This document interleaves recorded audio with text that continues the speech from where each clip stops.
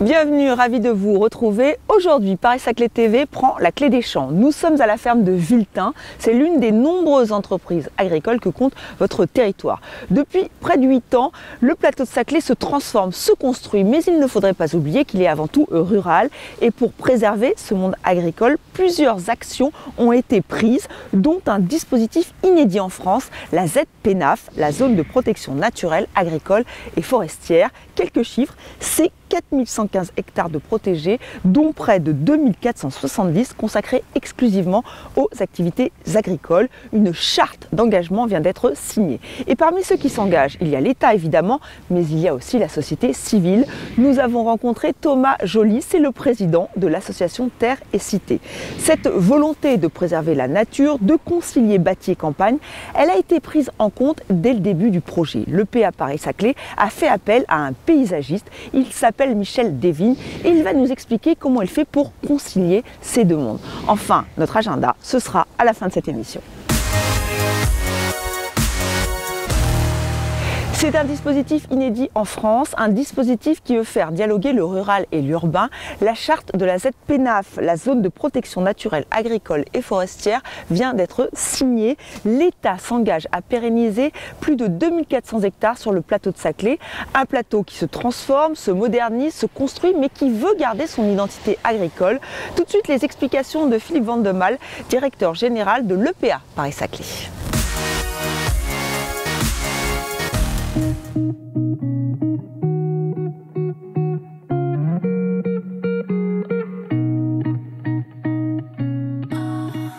Aujourd'hui est une grande étape dans l'histoire de cette zone de protection naturelle, agricole et forestière, qui est une zone qui a été créée en 2010 et dont le périmètre a été finalisé en 2013.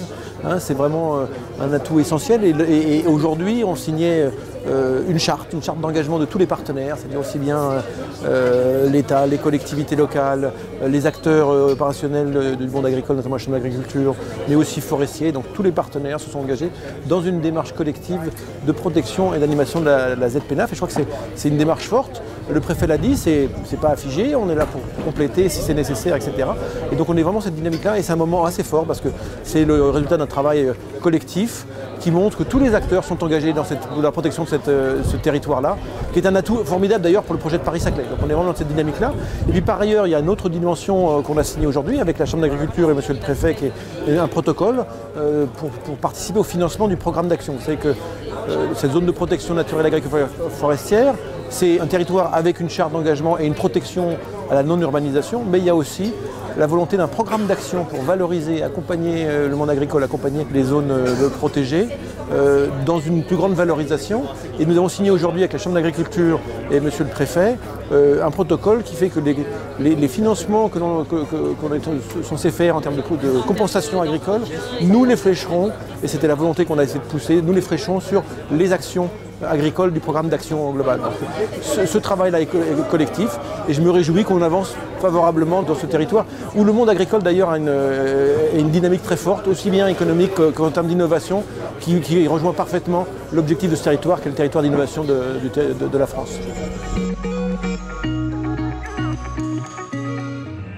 Vous l'aurez compris, cette charte a voulu rassembler tous les acteurs du territoire. Et parmi ses partenaires, il y a Terre et Cité. Cette association veut sanctuariser ces milliers d'hectares. Elle veut aussi animer cette ZPENAF. Pour Thomas Joly, son président, il faut accompagner les exploitations agricoles, leur proposer des solutions, des projets. Il nous explique comment.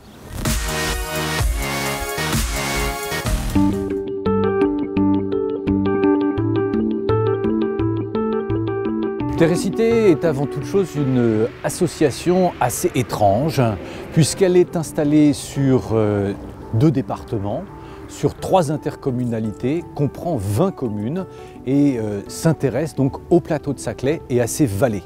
Elle est composée de 4 collèges, ce qui ne rend pas la vie très facile au président parfois, avec bien évidemment au cœur les agriculteurs, mais aussi les élus locaux, les associations et l'ensemble de la société civile dans laquelle est inclus les éléments de la recherche qui sont fondamentaux sur ce territoire. Notre travail, c'est de veiller à animer en particulier la ZPENAF, qui est cet espace sanctuarisé depuis 2010 avec 2300 hectares, mais aussi de travailler à rendre cet espace appropriée par les gens qui y vivent ou par les gens qui y travaillent. C'est essentiel pour sa protection. La ZPNAF est un élément extrêmement important pour nous car cela sanctuarise notre territoire sur 2300 hectares, ce qui est important. Dans cette ZPNAF, il y a une charte qui régule les activités, car rien ne serait pire qu'un espace complètement sous vase clos, avec aucune possibilité de faire quoi que ce soit. Donc il faut bien animer les choses. Cette charte doit permettre le développement des activités agricoles et de façon rémunératrice pour les entreprises agricoles et les familles qui y travaillent, mais en même temps permettre toutes sortes d'activités liées au monde agricole. Il faut coupler cette charte avec le programme d'action sur l'ensemble de la ZPNAF et faire se marier les deux et travailler à faire en sorte que le programme Action se mette en œuvre. Parce que si rien ne se passe sur ce territoire, on trouvera toujours de bons prétextes pour dire qu'il est temps de passer à une autre phase pour l'avenir de cet espace. L'économie circulaire est un véritable enjeu pour notre pays et nous voulons apporter notre contribution à cette problématique, notamment à travers la conception d'un Living Lab dans lequel les matières organiques sont essentielles, produites par les agriculteurs d'une part, mais aussi tous les restaurants de tous les établissements qui se trouvent sur ce territoire. Nous engageons aujourd'hui un processus de réflexion pour analyser les quantités de gisements, la nature de ces derniers, leur capacité à être transformés pour produire de l'énergie ou des amendements pour les sols. Ça, c'est une chose qui est extrêmement importante pour nous.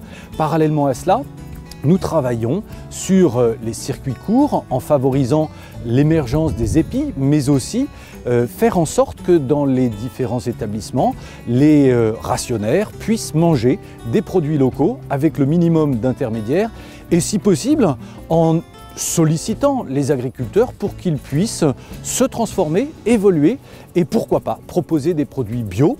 C'est un des objectifs que nous pouvons partager avec les agriculteurs et sur ce territoire, c'est là où il y a eu le plus grand nombre de mutations en termes de nombre d'hectares par rapport à la région Île-de-France qui se sont transformés en espaces agricoles biologiques.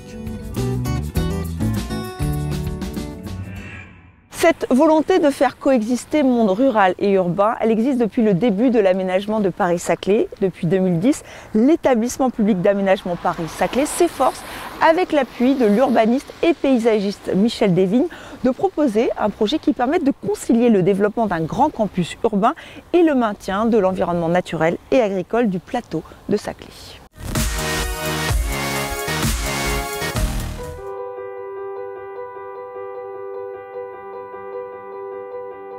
Paris est ici, nous sommes à 15 km de la capitale sur l'opération d'intérêt national Paris-Saclay qui s'étend sur 7700 hectares.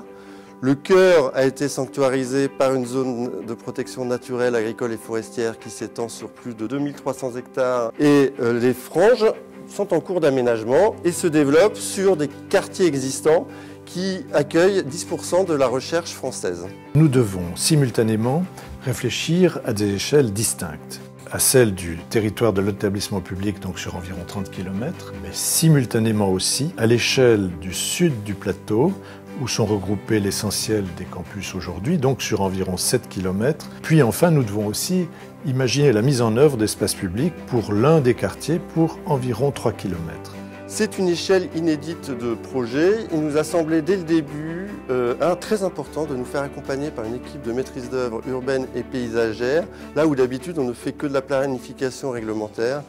Parce que pour nous, la question du paysage était la clé d'entrée du projet. Nous nous sommes tous référés à un exemple relativement récent, au tout début du XXe siècle. L'expansion du campus Georgetown près de Washington s'est faite justement avec un paysagiste comme leader de cette équipe de mise en œuvre. Bien sûr, il y avait beaucoup de préexistence à Saclay, notamment des campus importants, souvent de l'ordre de 200 hectares comme le CEA. Au fond, ce qui apparaît très fort dans ce territoire, sur les cartes bien sûr, mais aussi dans le site, ce sont ces coteaux boisés.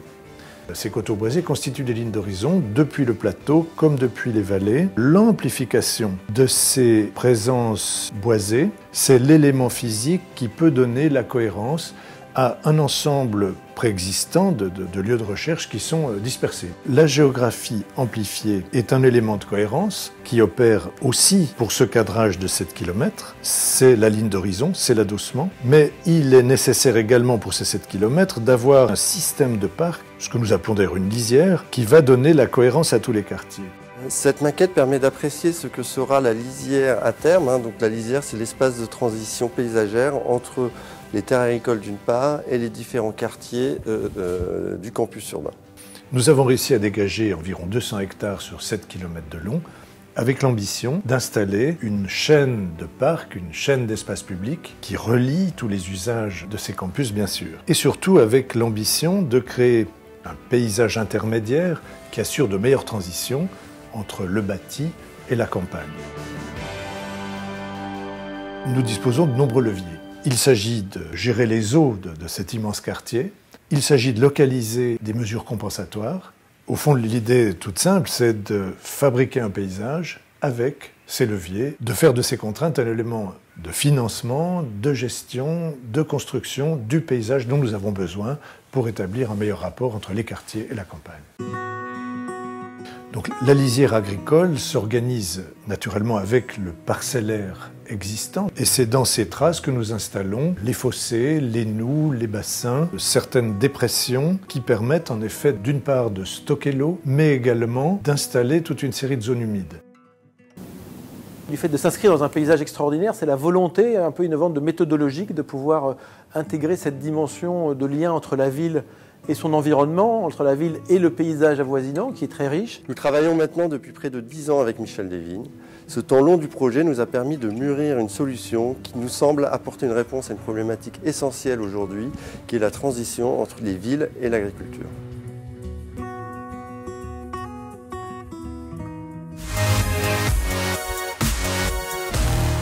Notre agenda à présent, on commence l'année 2019 avec le comité de suivi des chantiers de l'EPA Paris-Saclay. C'est le 8 janvier à 17 h à la résidence Clé Paris-Saclay, c'est à Palaiseau.